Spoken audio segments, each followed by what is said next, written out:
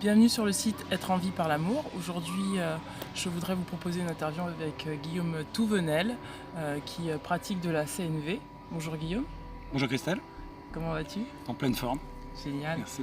Alors, dis-nous, raconte-nous un petit peu qui tu es, comment tu en es venu à travailler la CNV et quel est ton métier. Ok, j'ai une petite cinquantaine d'années, j'ai d'abord été ingénieur informatique, et puis il y a à peu près 6-7 ans, j'ai commencé à totalement bifurquer de trajectoire, suite à des événements dans ma vie personnelle, qui ont fait que j'ai d'abord découvert la méditation de pleine conscience, et puis fin 2013, la communication non violente. Voilà. Donc je me suis formé, j'ai fait quelques stages grand public et ça a tellement changé ma vie que j'ai souhaité rentrer dans le parcours de formation de formateur pour aller un peu plus loin déjà. Et puis petit à petit, la vocation m'est venue de devenir formateur. Voilà. Donc je suis en train de préparer ma certification. Et je partage quand j'ai l'occasion, là où j'en suis, de mon intégration de ce merveilleux processus Quelle est la CNV? qu'est la communication non violente. D'accord. Est-ce que tu peux nous commencer un petit peu à aborder le thème de la CNV avec nous expliquer à quoi ça sert, ce que c'est, qu'est-ce que c'est comme outil, Ok. dans quel cas l'utiliser? Alors, difficile pour moi de faire une synthèse d'un seul coup comme ça. Moi, en tout cas, mon premier émerveillement en 2014, ça a été la découverte de l'authenticité avec moi-même. Donc, à un moment donné, j'ai pris conscience en moins d'une demi-journée que je me racontais plein d'histoires. Et donc, ça a été une sorte d'opération vérité. Voilà, arrêter de me raconter des histoires et puis commencer à mettre de la précision sur comment je me sens et qu'est-ce que ça dit de mes aspirations profondes. D'accord. Voilà. Et presque automatiquement, ça a amené le fait que je me suis mis à, d'une certaine manière, prendre la responsabilité de ce qui m'arrivait. Et donc voilà, j'étais comme un certain nombre d'entre nous, je le suis tout le temps, dans l'écrasante majorité des cas, mais j'ai les petits éclairs de lucidité par moment depuis, que je reproche de moins en moins aux autres ou à l'environnement extérieur ce qui m'arrive. Voilà, je suis au clair que quand quelque chose ne va pas bien, que c'est désagréable en moi, en fait, ça c'est un message, c'est un cadeau qui me permet de clarifier qu'il faut que je change quelque chose. D'accord. Voilà. Donc en fait, c'est cette quête de recherche de l'authenticité de toi-même qui t'a amené sur ce chemin de la CNV. Oui, en tout cas, pas nécessairement. Hein. Historiquement, c'était plus des difficultés avec des collègues, des difficultés dans la relation interpersonnelle. Okay. Et le cadeau, ça a été justement cette découverte de l'authenticité et puis de la responsabilité. D'accord, ok. Est-ce que tu peux...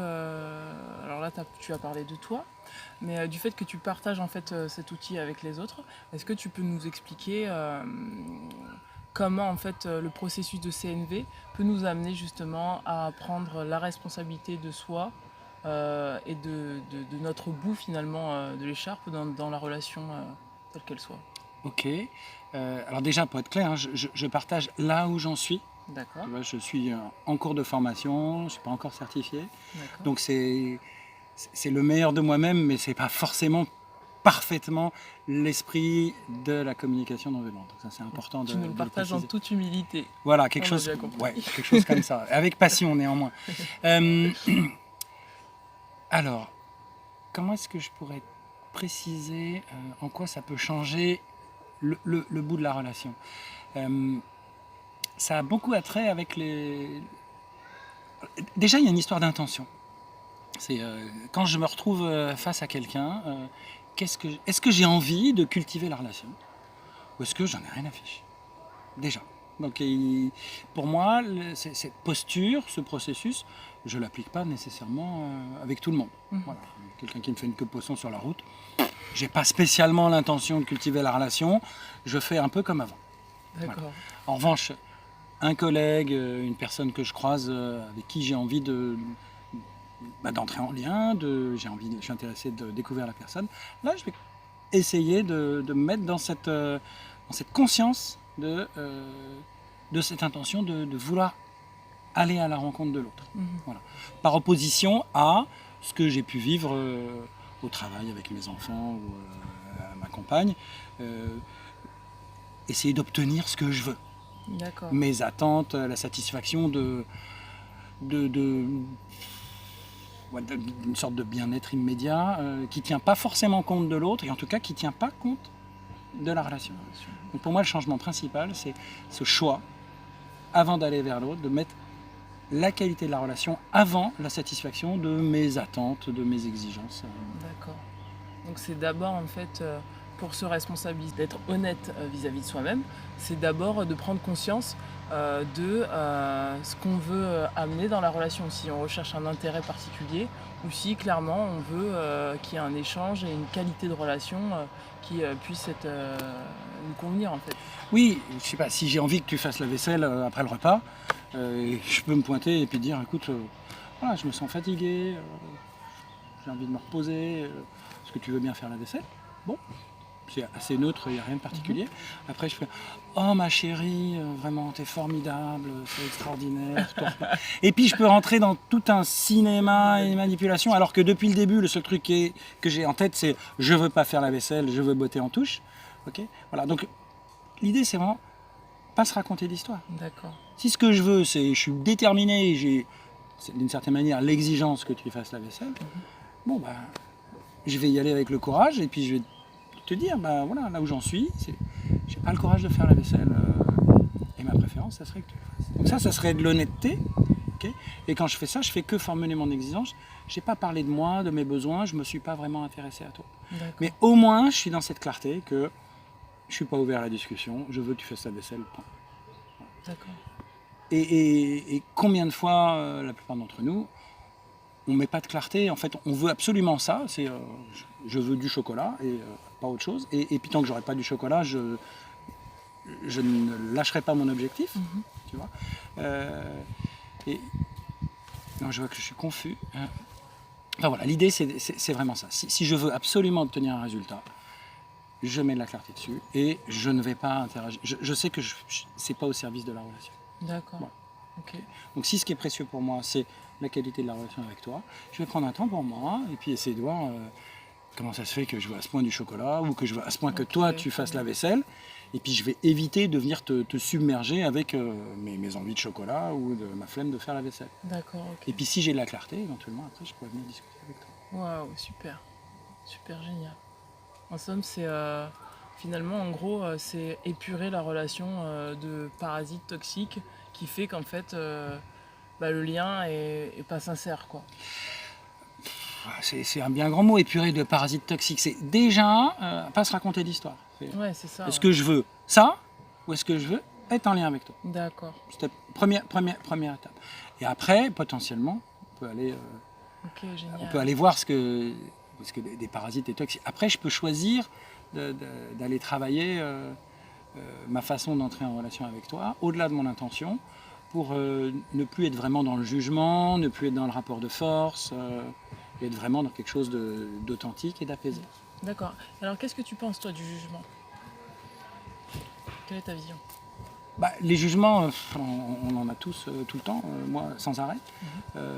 Et c'est super parce que en fait, c'est des indicateurs sur quelque chose qui va bien, des jugements positifs, quelque chose qui va moins bien, qui pourrait nécessiter de l'attention ou une correction. Là où c'est souvent un problème dans notre vie, c'est que quand les jugements émergent, moi le premier, on a tendance à agir en pilote automatique et du coup à ne pas être complètement en choix, en conscience de nos actions, de nos paroles, et du coup pas du tout en maîtrise des conséquences. Voilà. Donc pour moi les jugements sont des cadeaux, et un des apports du processus de la communication non violente, c'est de les transformer. Et donc ça nécessite de prendre un petit temps pour avoir de la clarté, donc les transformer et de voir quels sont les messages sur ce que j'aspire à vivre pour moi-même ou en lien avec toi, derrière tout ce que je peux me raconter. Voilà, à propos de ta tête, de ce que tu as dit, de ce que tu as fait, de ce que j'ai entendu. Voilà, et une fois que j'ai de la clarté là-dessus, j'ai plus rien à te reprocher. Tout se passe à l'intérieur de moi et je reprends complètement le pouvoir. C'est si jamais dans l'interaction avec toi, je peux satisfaire mes aspirations profondes, eh ben, j'y vais. Et puis si je ne peux pas le faire avec toi, je ne te le reproche plus. Je vais essayer de trouver d'autres stratégies. Super, génial. En somme, c'est apprendre à être autonome sur ses besoins pour entrer en relation de façon fluide avec autrui, quoi. Ouais, ça me va comme façon de dire. C'est génial, c'est super. Eh ben, je te remercie, Guillaume. Mais je t'en prie, Christelle. Eh bien, j'espère que cette interview vous a plu. Si vous souhaitez joindre Guillaume, mais il fait des formations, c'est ça? Tu peux nous parler un petit peu de tes formations? Alors moi, dans la vie professionnelle, je suis coach professionnel. Donc j'interviens essentiellement en entreprise. Et mes outils sont la pleine conscience. Je suis instructeur MBSR. Et puis, pour le moment, je ne mets pas ça en avant parce que je n'ai pas encore la certification, mais j'essaye d'adopter le plus possible une posture communication non violente dans ma façon d'accompagner les personnes et les équipes. Et donc je suis joignable, j'ai un site internet. Eh bien, écoutez, j'espère que cette vidéo vous a plu et je vous dis à très bientôt. Ciao, ciao. Au revoir.